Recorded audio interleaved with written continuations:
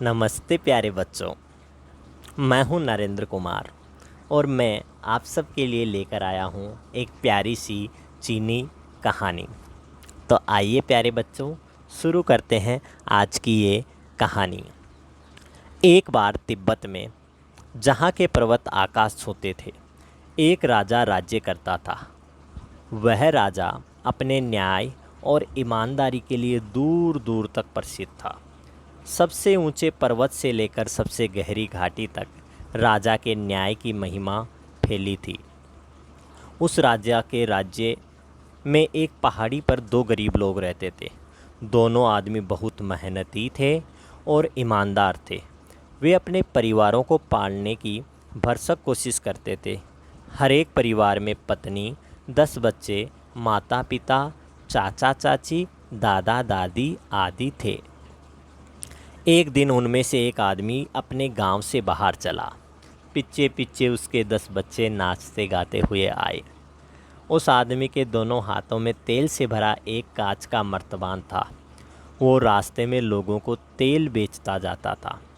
बहुत थकने के कारण उस आदमी ने कांच के मर्तबान को एक बड़े बर्तन पर रख दिया और वह फिर सो गया। जब वह सो रहा था तो उसका पड़ोसी भी पहाड़ी से उतरकर अपने 10 बच्चों के साथ वहां आया। बच्चे नाच गा रहे थे और आदमी आगे आगे अपने गधे के साथ चल रहा था। उस गधे पर इतनी लकड़ियां लदी थी कि वह खुद एक छोटी पहाड़ी जैसा नजर आ रहा था। बेचारे गधे ने पत्थर पर रखे कांच के मर्तबान को नहीं देखा। गधे का पैर मर्तबान से टकराया और फिर उस कांच के बर्तन के हजारों टुकड़े हो गए और जो तेल था वो पूरी पहाड़ी पर फैल गया। जिस आदमी का तेल था वह बहुत गुस्सा हुआ। उसने सारा दोष गधे के मालिक के सिर मढ़ा। गधे के मालिक ने कहा कि इसमें उसकी कोई गलती नहीं थी। अगर गलती थी तो वह गधे की थी।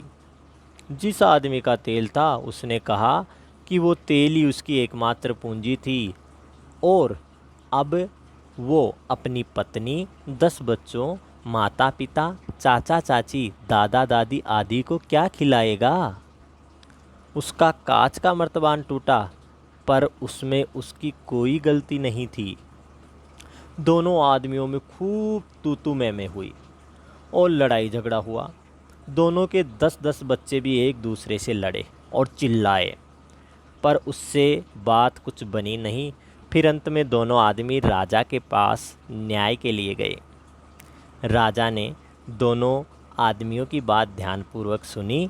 उसे दोनों में से किसी की गलती नज़र नहीं आई। वे दोनों मेहनतकश और ईमानदार आदमी थे जो अपने बड़े परिवार का भरण पोषण बड़ी लगन से करते थे। क्योंकि उन दोनों आदमियों में से किसी की गलती नहीं थी, इसलिए गलती ज़रूर पत्थर या गधे की होगी। राजा ने अपने सिपाहियों को भेजकर पत्थर और गधे दोनों को गिरफ्तार करवाया। बेचारे गधे के गले में हथकड़ी पड़ी थी। सिपाहियों ने पत्थर को भी जंजीरों से कसकर बांधा। जल्दी ही उस अजीबोगरीब केस की खबर पूरे राज्य में फैल गई।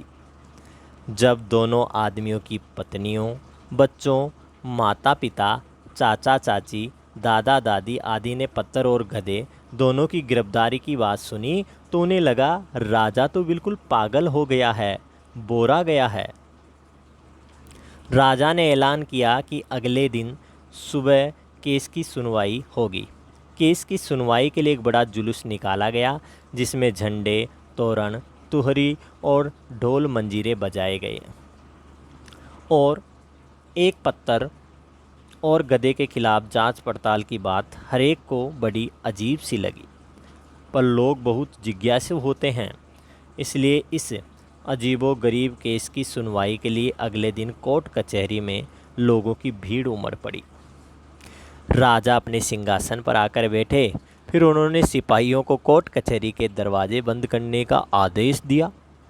अंत में सुनवाई बस शुरू ही होने वाली थी। राजा ने कहा, आप लोगों को पता है कि किसी पत्थर या गधे को न्याय दिलाने का कानून में कोई प्रावधान नहीं है। फिर आप सब लोग इस मूर्खतापूर्ण केस को सुनने क्यों आए? इस बेहुदा उत्सुकता के लिए हरेक को 10-10 सिक्कों का जुर्माना देना पड़ेगा।